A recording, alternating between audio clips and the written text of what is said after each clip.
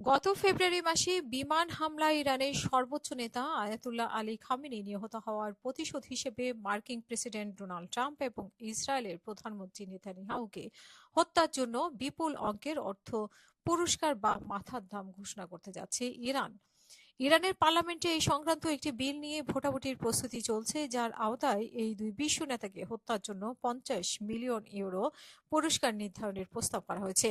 ইরানের জাতীয় নিরাপত্তা কমিশনের চেয়ারম্যান ইব্রাহিম আজিজি জানান, ইসলামী প্রজাতন্ত্রের সামরিক ও নিরাপত্তা বাহিনীর পারস্পরিক পদক্ষেপ শীর্ষক এই বিলটি পাশের মাধ্যমে যে কোনো ব্যক্তি বা সংস্থাকে এই পুরস্কার দেওয়ার আইনি কাঠামো তৈরি করা হচ্ছে। এর আগে ইরানের পক্ষ থেকে ধর্মীয় ফতোয়া বা প্রচারণার মাধ্যমে এমন হুমকি দেওয়া হলেও এবারই প্রথম বিষয়টি আনুষ্ঠানিক সংসদীয় আইনের আওতায় আনা হচ্ছে। ইরান মনে করছে যে গত 28শে ফেব্রুয়ারি যে বিমান হামলায় খামেনি নিহত হন তার পেছনে ট্রাম্প, নেতানিয়াহু এবং মার্কিন central command admiral and Cooper সরাসরি দায়ী। জাতীয় নিরাপত্তা কমিশনের আরেক সদস্য মাহমুদ নাবিয়ানচ বিষয়টি নিশ্চিত করে জানিয়েছেন যে খুব শীঘ্রই বিলটির উপরে ভোট হবে।